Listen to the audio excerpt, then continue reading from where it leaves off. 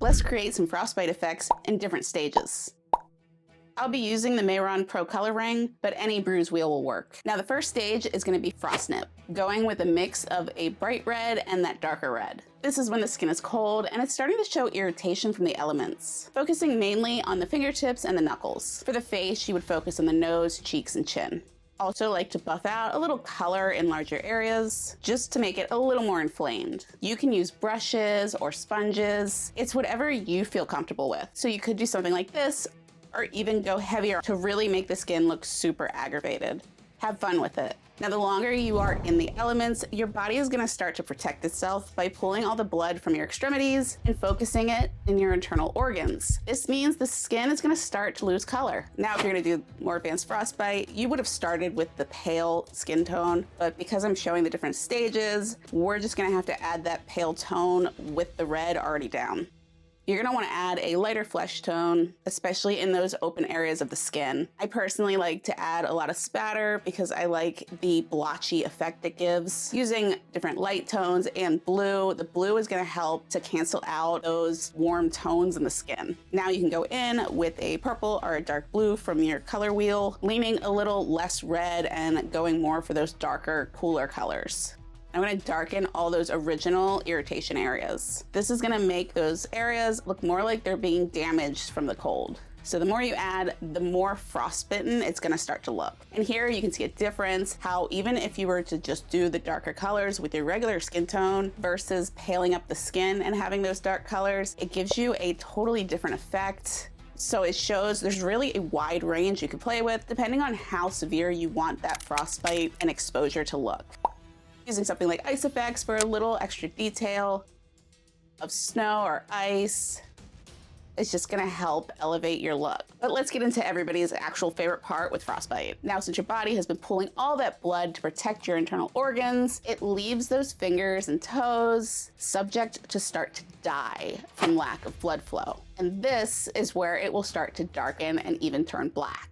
I like to apply it blotchy so it looks more interesting. I even added a little bit of a sheen to the skin just to make it look icier and cold.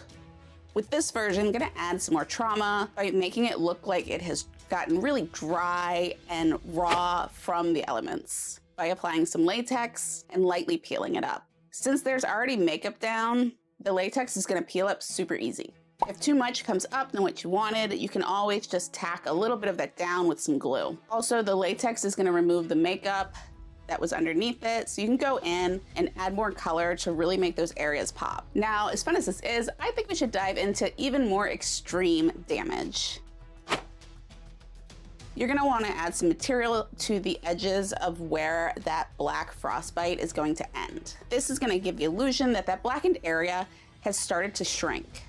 So to do this, I'm using silicone, but you can go ahead and use latex or wax, whichever you prefer, and just creating a ledge going towards the damaged area. Then the other side, you just want to smooth it into the skin, making it wobbly just to look more interesting than, say, a straight line across. It's not fully set up yet, and it was looking a little flat, so I did go in there with a brush and alcohol and kind of reshape it some. Here you can see the silicone has already started to give that illusion that the fingertips are smaller. Went in heavier with the pale colors, but I did do exactly like before, using those same colors, just heavier. Add some deep reds and some blue, much heavier on the blue. Also using the blue to shade. And just building it up till I'm happy with it.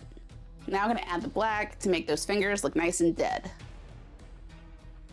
Some gel ice and even a little snow. You could also add some blood if you want it to look more painful. Don't forget, you can add other areas of black or even incorporate some of that latex peeling skin. Now let's go for a bonus stage. So when the skin gets warmed up after being exposed to cold elements and suffering the initial parts of frostbite, blisters can happen a day or two later. These blisters are part of the skin's healing process. So this doesn't really happen if the skin remains exposed to those harsh elements and never actually having a chance to rewarm. Gonna create those blisters with an FX silicone and a plastic syringe. Now the blisters can be subtle where there may not have been that much damage, or you can go full hog. You can take a yellow, or if you want them to look bloodier, go ahead and add a red. Just gonna add the color and put it in the syringe. focusing on those areas where we were adding the red irritation in the very early stages. But have fun with it, you can add other areas of trauma. Once it's set up, you can start adding red to the base of the blisters, or even go in with darker colors, depending on how bad you want the trauma to look. If the blisters get coated with some makeup, you can easily just take a cotton swab and some alcohol and clean them off. And if you feel like your blister color might be a little too dark, you can always add a flesh tone color over top to soften them. And do know that skin death can still happen after this blister stage. So really, there's a lot of wiggle room to play with colors and textures, and just think about how extreme you want that damage to look. Now, if you want some tips on how to create really easy FX textures and effects using sponges that you should probably have in your kit, be sure to click over to the next video.